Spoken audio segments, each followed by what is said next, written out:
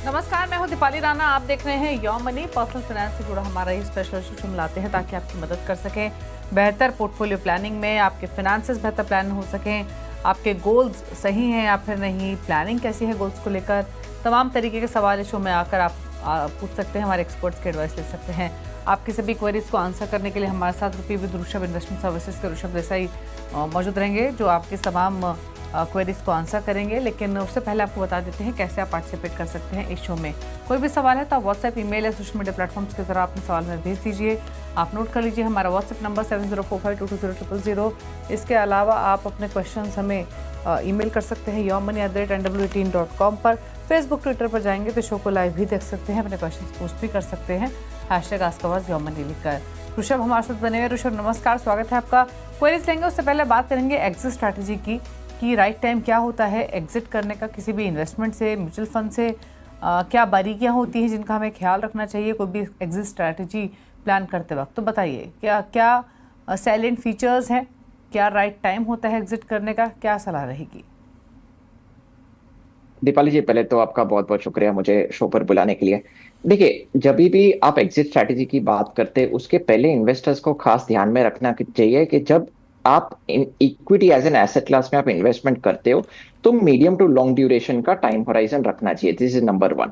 दूसरी चीज, जब भी आप एग्जिट कर रहे हो, वेदर आप मीडियम टर्म टाइम होराइजन में बैठते हो कि लॉन्ग टर्म टाइम होराइजन में बैठते हो, जब भी आप एग्जिट करो तो अच्छा मार्केट कंडीशंस में आप एग्जिट कीजिए। क्योंकि हमने हिस्टोरिकली देखा है कि जब भी आपने बेयर मार्केट में, मार्केट करेक्शंस में आप एग्जिट करोगे तो रिटर्न्स को डेफिनेटली इंपैक्ट करेगा। जब एक्सपेंसिव होता है, वैल्यूएशंस एक्सपेंसिव होता है, मार्केट पीक रेंज में होता है, तब आप एग्जिट करोगे तो आपका रिटर्न्स काफी अच्छी तरह से सुपीरियर रिस्क एडजस्टेड रिटर्न आपको दिखाई देंगे। अभी देखिए, जब मार्केट हाई पे होता है तब उसका आपको पता कैसे चलता है कि मार्केट एक्चुअली हाई पे है। देखिए, एक तो होता है कि एक जो हम प्राइस पॉइंट देखते हैं मार्केट पीक रेंज पे चल रहा है कि नहीं, बट एक्चुअल वे में अगर देखा जाए उसका जो अंडरलाइनिंग वैल्यूएशन है, which is particularly price to earnings ratio, वो मार्केट में एक्सपेंसिव चल रहा है कि नहीं चल रहा है। अभी ये मैं कैसे पता लगाऊं? देखिए, अगर price to earning ratio 10 year average से ऊपर ट्रेड कर रहा है, लॉन्ग टर्म एवरेज से ऊपर ट्रेड कर रहा है, मान लीजिए कि निफ्टी 50 का जो प्राइस टू अर्निंग्स का जो एवरेज है इज समवेयर अराउंड से लाइक 1920 है, और अगर मार्केट का जो जो निफ्टी 50 का price to earnings which is trading 24, 25, 26 पे अगर मल्टीपल पे चल रहा है, मतलब it is a clear indication कि मार्केट पीक रेंज में है, मार्केट एक्सपेंसिव है। So this is the right time to sell. अभी देखिए, इसमें कई तरीके होते हैं। ब्रॉडली आपको एग्जिट स्ट्रैटेजी 3 पॉइंट्स में फॉलो करना चाहिए।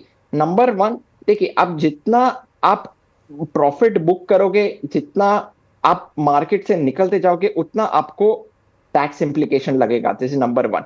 नंबर टू, ये प्रोसेस में आपका जो कंपाउंडिंग का जो प्रोसेस है वो ब्रेक होता है। तो एक तो आपका कंपाउंडिंग प्रोसेस भी रुक जाता है, और आपको एडिशनल आपको टाइम टू टाइम टैक्सेशन भी भरना पड़ेगा। इसमें आपका रिटर्न्स डेफिनेटली अफेक्ट होएगा। सो इन्वेस्टर्स को खास ध्यान में रखना चाहिए कि जब भी आपका गोल का जो टाइम होराइजन है वो नजदीक आ रहा हो या फिर वो पूरा हो गया हो, तभी आपको मार्केट से निकल जाना चाहिए। नंबर टू, कि आपको जब भी पैसे की जरूरत हो तभी मार्केट से निकल जाना चाहिए। ये खास इन्वेस्टर्स को ध्यान में रखना चाहिए। दूसरी चीज, देखिए, डिपेंडिंग आप कौन से इक्विटी प्रोडक्ट में है, अगर इक्विटी प्रोडक्ट 5 to 10 ईयर के जो रोलिंग रिटर्न्स रहते हैं, डेली रोलिंग रिटर्न्स रहते हैं, उसमें अगर 5 to 10 ईयर रिटर्न्स में अगर equity as a product underperform कर रहा है बाय अ डिसेंट मार्जिन, मान लीजिए कि अगर बेंचमार्क 15% कंपाउंडिंग रिटर्न्स दे रहा है और आपका इक्विटी प्रोडक्ट 10-11% अगर कंपाउंडिंग रिटर्न्स दे रहा है, तो that is the right time to exit a product and invest in a product which is consistently outperforming. क्योंकि देखिए, इन्वेस्टर्स को भूलना नहीं चाहिए कि जब आप एक्टिव प्रोडक्ट में आप इन्वेस्ट करते हो तो आप एडिशनल फीस देते हो एएमसी को, फंड मैनेजर को, आउट परफॉर्म करने के लिए। सो अगर आपका प्रोडक्ट हेविली अंडर परफॉर्म कर रहा है तो डेफिनेटली आपको निकल जाना चाहिए। और लास्टली, देखिए, आपको जब रीबैलेंस करना हो पोर्टफोलियो में, कि रिस्क रिड्यूस करना हो। फॉर एग्जांपल, अगर आपने मान लीजिए कि around 50% mid and small cap में एलोकेशन कर रखा है और 5 साल के बाद वो 50% 70, 75, 80% तक पहुंच चुका है, अगर आप इतना रिस्क से कंफर्टेबल नहीं हो, तभी आपको रीबैलेंस करना चाहिए और मोटा मोटी आपका ओरिजिनल एलोकेशन के पास आ जाना चाहिए। सो ये 3 to 4 पॉइंट से दीपाली जी आप एग्जिट स्ट्रैटेजी इन्वेस्टर्स फॉलो कर सकते हैं। ओके, चलिए, तो ये रही आपके लिए कुछ की हाइलाइट्स जैसे आपको बताया गया है। ध्यान दीजिए जब भी आप कहीं एग्जिट स्ट्रैटेजी अपनाएं, सही टाइम पर एग्जिट करेंगे, प्लानिंग के साथ करेंगे तो उसके बहुत फ़ायदे भी रहेंगे। चलिए, तो ये रहा सजेशन। बात करते हैं क्वेरीज की। भूषण है हमारे साथ सवाल पूछने के लिए मुंबई से। भूषण नमस्कार, बताइए क्या क्वेश्चन है।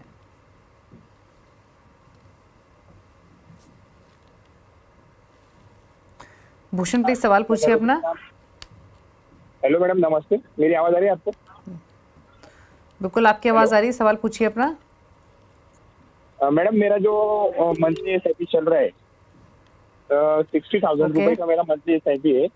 उसमें मेरा सीजीएफ का है 3,000 रुपए, एचडीएफसी सीजीएफ 3,000 रुपए, कैनरा रोबिको फ्लेक्सी कैप 2,000 है, फ्रैंकलिन इंडिया अपॉर्चुनिटी में 2,000 है, निपुण इंडिया में 2,000 है, और स्मॉल कैप में 2,000 है, टाटा डिजिटल में 2,000 है, और जो मैंने अभी एक नया निकाला है madam, white okay capital banking and financial service, उसमें भी मेरा 1,500 का है।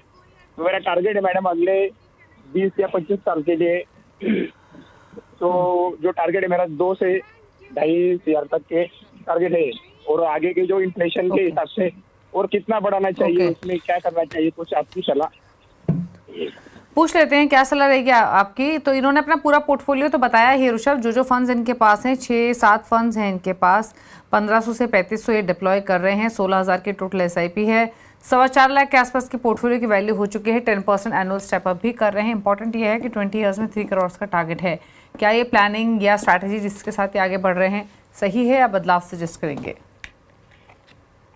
दीपाली, पहले तो मैं उनके पोर्टफोलियो पे आ जाता हूँ। देखिए, उनका पोर्टफोलियो भर भर के सेक्टोरियल और थीमेटिक फंड से भरा हुआ है। टाटा डिजिटल है, निप्पॉन इंडिया इनोवेशन है, Franklin India Opportunity, White Oak का बैंकिंग एंड फाइनेंस का फंड रखा है। सो मैं चाहूंगा कि पहले तो ये थीमेटिक और सेक्टोरियल फंड से निकल जाए, क्योंकि थीमेटिक और सेक्टोरियल फंड्स ना कि वॉलेटाइल होते, but at the same time cyclical भी काफी हद तक हो जाते हैं। मतलब हमने हिस्टोरिकली देखा है कि सेक्टोरियल फंड्स लंबे समय तक at a stretch 5-6 years at a stretch कोई रिटर्न्स नहीं दिए। सो मैं चाहूंगा कि नंबर 1 के सेक्टोरियल फंड से निकल रहा है, उसमें एसआईपी ना करे। देखिए, मेरा रेकमेंडेड पोर्टफोलियो ऐसा रहेगा, 20% allocation each in these 5 mutual funds. पहले तो पराग पारिक फ्लेक्सी कैप फंड में इन्वेस्टमेंट करिए। दूसरा, इन्वेस्को इंडिया कॉन्ट्रा फंड। तीसरा, Motilal Oswal Nifty 500 momentum 50 index fund. चौथा, ईडलवाइज मिड कैप फंड, और 5वां कोटक स्मॉल कैप फंड। तो आपको large cap, mid cap, small cap का भी अच्छा सा ब्लेंड मिल रहा है। आपको ये पोर्टफोलियो में अलग अलग स्ट्रेटेजीज का भी ब्लेंड मिल रहा है, which is value, growth, momentum, Contra वगैरह वगैरह, राइट नाउ। अभी मैं उनके पोर्टफोलियो से हटके अभी मैं थोड़ा मैथ्स पे, उनके गोल पे आ जाता हूँ। देखिए, assuming 12% compounding returns in equity for the next 20 years, उनका जो 16,000 का जो एसआईपी चल रहा है प्लस 10% की एसआईपी टॉपअप को ध्यान में रखते हुए, और उनका जो एग्जिस्टिंग पोर्टफोलियो है करीबन 4,35,000 का जो पोर्टफोलियो है, वो करीबन 3,60,00,000 इकट्ठा कर पा रहे हैं। तो 20 साल में वो 3 करोड़ का तो लक्ष्य बहुत ही आसानी से अचीव कर पा रहे हैं दीपाली जी। ओके, तो चलिए, क्लियरली आपके लिए स्ट्रैटेजी बिल्कुल क्लियर है। आपने लक्ष्य तो आप बहुत आसानी से हासिल कर ही लेंगे, लेकिन थोड़ा सा रिस्की है इन्वेस्टमेंट जब आप सेक्टोरल या थीमेटिक थीम्स के साथ जुड़ते हैं लॉन्ग टर्म के लिए। तो लंबी अवधि के पर्सपेक्टिव से कौन से स्टॉक्स आपके पोर्टफोलियो में होने चाहिए वो बताए गए हैं आपको, आपके स्क्रीन पर भी दिखाई देंगे। भूषण, आप नोट कर लीजिए। 5 फंड्स रखिए, Parag Parikh flexi cap, Invesco India contra, Motilal Oswal Nifty 500 momentum 50, साथ ही advise mid cap, Kotak small cap. इन सभी फंड्स में टोटल राशि का 20% ईच आपको डिप्लॉय कर रहा है। इन्वेस्टर रहिए, ये आपके लिए सलाह दी गई है। तो नया पोर्टफोलियो कैसा होना चाहिए वो भी आपको राय दी गई है। बात करते हैं अगले व्यूअर से। कल्पना ने सवाल भेजा है जयपुर से। 15 लाख का लमसम इन्वेस्टमेंट इनको करना है। एफडी, बॉन्ड या इक्विटी, तीनों में से कौन सा मोड बेहतर रहेगा 15 से 18 महीने के पर्सपेक्टिव से? कितने, अगर म्यूचुअल फंड्स में करती हैं तो कितने फंड्स में निवेश करें, और साथ ही उनका एक सवाल ये भी था कि पॉलिसी बाजार से जो पॉलिसी खरीदते हैं उसमें म्यूचुअल फंड्स में क्या अंतर है, बताइए। दीपाली जी, पहले तो 15 टू 18 मंथ्स का जो टाइम होराइजन है, तो equity as an asset class में बिल्कुल नहीं जाना चाहिए। This is number one. अगर इक्विटी में जाना है, even if it is a hybrid product, अगर थोड़ा बहुत भी उसमें इक्विटी होता है, तो मेरे हिसाब से एटलीस्ट 3 इयर्स का टाइम होराइजन होना चाहिए। प्योर इक्विटी मिनिमम 5 इयर्स, अगर आप हाइब्रिड प्रोडक्ट में जाते हो तो एटलीस्ट 3 साल का तो समय होना ही चाहिए। 15 टू 18 मंथ्स के जो टाइम होराइजन बकेट में मेरे हिसाब से एफडीज या फिर डेट म्यूचुअल फंड्स में ही रखना चाहिए पैसा। अभी डेट म्यूचुअल फंड्स में लो ड्यूरेशन या फिर शॉर्ट ड्यूरेशन डेट फंड्स आप देख सकते हो, मगर ध्यान में रखें कि अगर आप कोई भी डेट प्रोडक्ट उठाते हो, आप हाई क्रेडिट क्वालिटी के डेट प्रोडक्ट्स उठाइए, और आप जब एफडी भी करते हो तो अच्छी बैंक से करिए, लार्ज बैंक्स, अच्छी बैंक से करिए। जो कॉर्पोरेट एफडी, लो क्रेडिट एफडीज होते हैं, उसमें ना पड़े, अच्छे क्रेडिट क्वालिटी के पेपर्स में ही आप इन्वेस्टमेंट करिए। अभी उन्होंने जो प्रश्न स्पेसिफिकली पूछा है कि पॉलिसी और म्यूचुअल फंड्स में क्या फर्क है, देखिए, policy is an hybrid product, insurance और इन्वेस्टमेंट का एक प्रोडक्ट हो जाता है। पॉलिसी प्योर इंश्योरेंस भी हो जाता है और इन्वेस्टमेंट प्लस इंश्योरेंस का भी इन्वॉल्वमेंट हो जाता है। मगर म्यूचुअल फंड्स में it is a pure investment vehicle. Deepali ji, देखिए, म्यूचुअल फंड्स में आप गोल्ड में इन्वेस्ट कर सकते हो, offshore investment which is US, Europe, China market में भी आप इन्वेस्टमेंट कर सकते हो, equity, debt, right. So mutual fund जो होता है प्योर इन्वेस्टमेंट व्हीकल होता है। डिपेंडिंग ऑन योर रिस्क आप इक्विटी, डेट, गोल्ड वगैरह आप इन्वेस्टमेंट कर सकते हो। और policy that is either a pure insurance product और hybrid product between insurance and investment. मैं रेकमेंड करता हूं कि आप इंश्योरेंस और म्यूचुअल फंड इन्वेस्टमेंट को आप सेपरेट रखें from a better risk return point of view. Okay, चलिए, तो पूरी पोर्टफोलियो को लेकर स्ट्रैटेजी आपको बताई गई है, अकॉर्डिंगली आप प्लान कर सकते हैं, ये आपके लिए सलाह है। नैनिका है अगली व्यूअर लंदन से, और इनके हस्बैंड वैभव हमारे साथ कनेक्टेड हैं उनके बिहाफ पर सवाल पूछने के लिए। वैभव, गुड इवनिंग, बताइए, आप अभी लंदन में ही मौजूद हैं, वहीं से क्वेश्चन पूछ रहे हैं? Yes ma'am, good evening, thank you so much for taking my question. मैं लंदन से ही बोल रहा हूँ और 2 गोल्स के लिए इन्वेस्ट किया है। First goal is child education 15 years, उसके लिए 2.5 करोड़ का अमाउंट चाहिए होगा। और second goal is retirement which is in 19-20 years, corpus is 25 crore. और existing investment is around 42 lakhs, STP के थ्रू किया है, उन्हीं फंड्स में जो मैंने मेंशन किए हुए हैं अपने पोर्टफोलियो में। और annual step up is 5%, monthly SIP 2 lakhs। और मेरे ये 4-5 फंड्स हैं, DSP Nifty 50 equal weight, HDFC flexi cap, Kotak multi cap, Edelweiss, Nifty mid cap 150, momentum 50 and Invesco small cap. तो आप ये सलाह लेनी थी कि फंड सिलेक्शन सही है, या मतलब मैं दो पैसिव और 3 एक्टिव हैं, तो इज इट गुड और this any change needed in this portfolio? Okay, अच्छा, एक चीज बताइए वैभव, जो आपने बताया पोर्टफोलियो की वैल्यू 42 lakhs है, अगर मैंने सही सुना तो ये आपके एक्टिव एसआईपी पोर्टफोलियो प्लस आपका लमसम दोनों का मिलाकर है, राइट? जी मैम, ये टोटल फाइनल वैल्यू है, मेरे इन्हीं 5 फंड्स में इन्वेस्टेड है। ठीक है, यानी लमसम और एसआईपी जो आपकी है वो उतनी ही है। आपके पोर्टफोलियो की वैल्यू 42 lakhs है अभी? जी मैम। ओके, ठीक है, फिर एनफ पूछ लेते हैं। तो 2 लाख की इनकी एसआईपी चल रही है, इन्होंने खुद ही मेंशन किया कितने अमाउंट किस में है, तो 60,000 पर मंथ है डीएसपी निफ्टी 50 इक्वल रेट में, 50,000 एचडीएफसी फ्लेक्सी कैप में, 30,000 नीचे Kotak multi cap, Edelweiss Nifty mid cap mid 150 और इन्वेस्को स्मॉल कैप। और साथ ही इन्होंने इन्हीं फंड्स में लमसम इन्वेस्टमेंट की हुई है, 12 lakh DSP Nifty 50 equal weight, HDFC flexi cap 10 lakh Kotak multi cap 5-5 lakh, Edelweiss Nifty mid 150 और इन्वेस्को स्मॉल कैप में। इन्हीं में एसआईपीज है मंथली, इन्हीं में इनका लमसम है। टोटल वैल्यू 42 lakhs की है, सालाना 5% स्टेप अप भी कर रहे हैं। 2 गोल्स जैसे इन्होंने खुद मेंशन किया, 15 ईयर्स में बच्ची की एजुकेशन 2.5 करोड़, 20 ईयर्स में रिटायरमेंट 25 करोड़।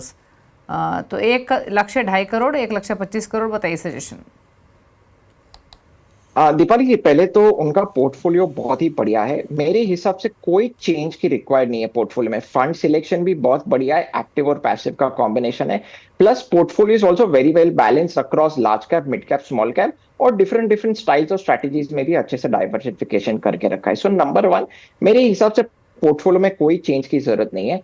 अभी मैं तुरंत उनके गोल पे आ जाता हूँ। देखिए, मैं अज्यूम कर रहा हूँ 12% compounding returns for the next 15 years. देखिए, जो 2 लाख रुपीज का जो SIP चल रहा है, प्लस 5% एनुअल टॉपअप, प्लस उनका जो पोर्टफोलियो वैल्यू है 42 लाख, वो करीब करीबन 15 crores 36 lakhs वो इकट्ठा कर पा रहे। सो गोल नंबर 1 तो बहुत कंफर्टेबली वो अचीव कर पा रहे।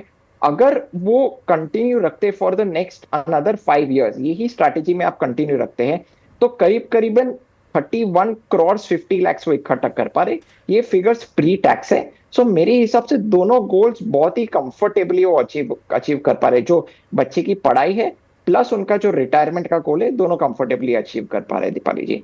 मगर पोर्टफोलियो में कोई चेंज नहीं, एकदम बढ़िया पोर्टफोलियो। ओके, पोर्टफोलियो बेहतर है, चेंजेस की जरूरत नहीं है। गोल्स तो आप बहुत कंफर्टेबली अचीव कर लेंगे। आप 2.5 करोड़ की बात कर रहे हैं 15 सालों में, आप 15.5 करोड़ इकट्ठा कर लेंगे एजुकेशन के लिए अपने बच्चे के, 2.5 करोड़ से कई गुना ज़्यादा। रिटायरमेंट के लिए भी 20 ईयर्स में आप 31-32 करोड़ का कॉर्पस एक्सपेक्ट कर सकते हैं। तो ये सलाह। रुकना इसी के साथ एक ब्रेक के लिए, ब्रेक पर कुछ और क्वेश्चन दिल वापस आते हैं।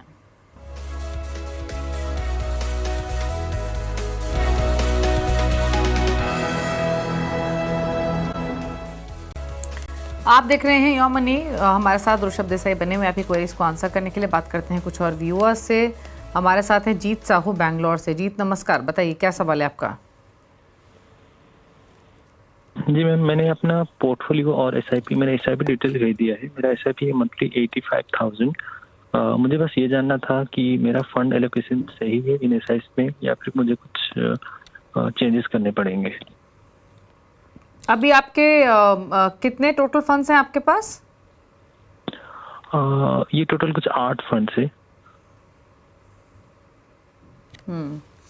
8 फंड्स हैं, जिसे पराग पर एक फ्लेक्सी कैप 20,000, 10,000 ईच डाल रहे हैं। ICICI pro large mid cap, Motilal Oswal mid cap, quant small cap, Aditya Birla mid term plan, medium term plan 10,000, quant multi asset, bank of India short term income 5,000, SBI contra 85,000 के SIP है। अच्छा, अभी आपने portfolio अभी बनाया है जी, ये पहले से इन्वेस्ट कर रहे हैं? कोई पोर्टफोलियो की वैल्यू है कुछ अभी?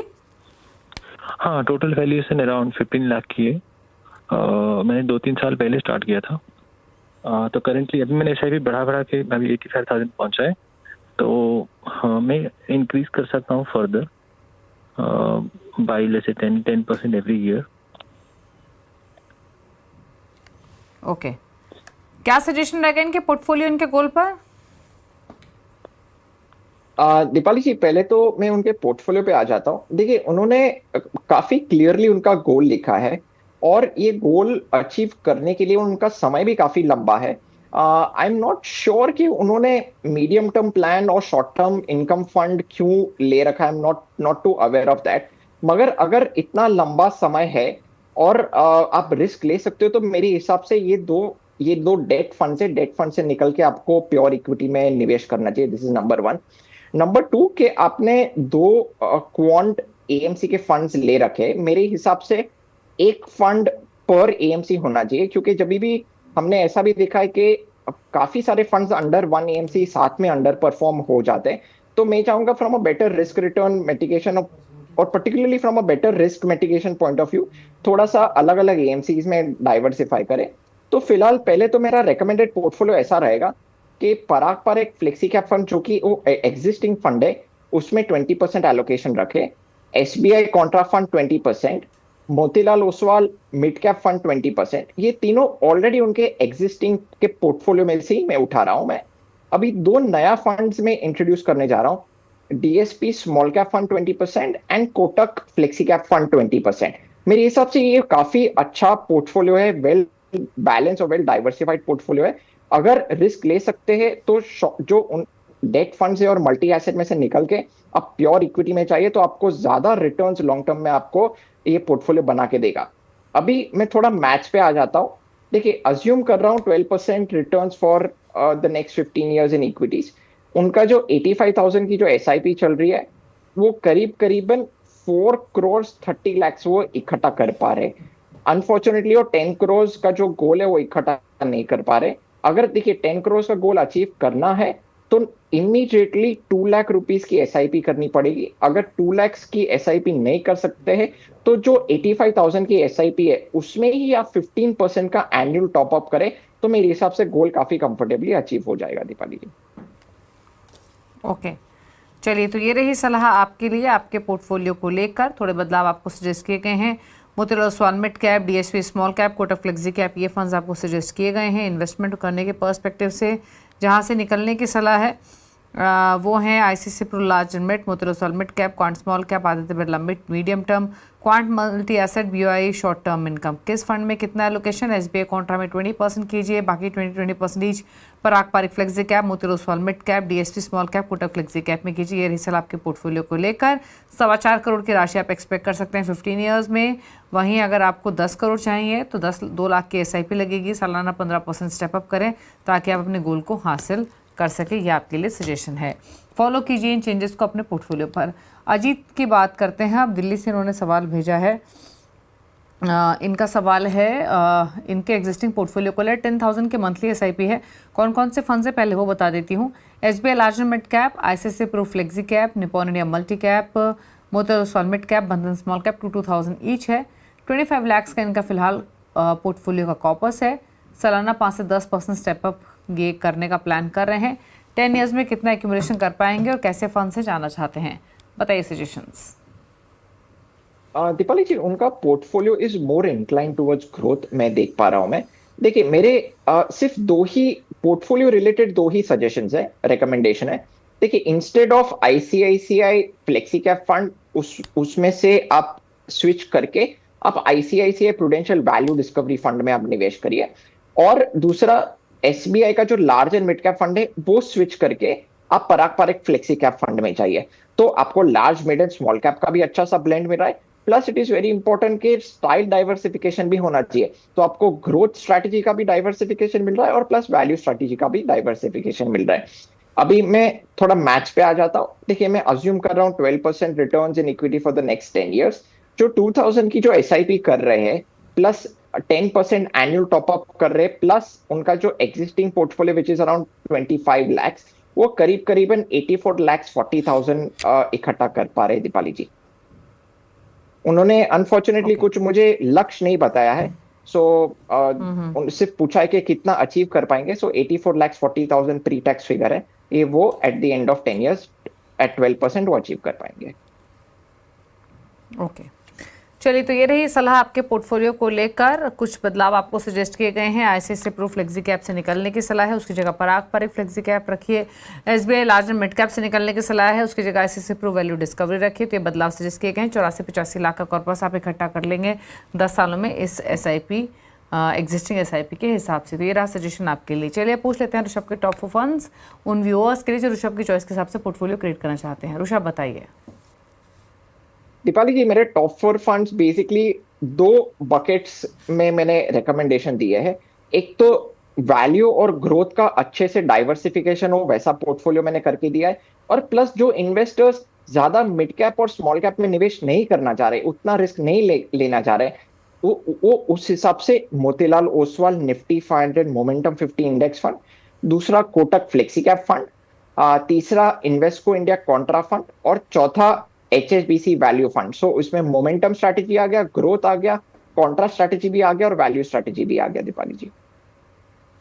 ओके, तो ये रहे ऋषभ के टॉप 4 फंड्स आपके स्क्रीन पर। Motilal Oswal Nifty 500, momentum 50, Kotak flexi cap, Invesco India contra, HSBC value. इन फंड्स को नोट कर लीजिए कंप्लीट पोर्टफोलियो क्रिएशन के हिसाब से। थैंक यू ऋषभ, शो में आने के लिए और सभी क्वेरीज को आंसर करने के साथ साथ अपने टॉप चॉइसेस शेयर करने के लिए। इसी के साथ क्यों मनी में तो इतना ही। ब्रेक के बाद भी खबरें जारी है CNBC आवाज पर। नमस्कार।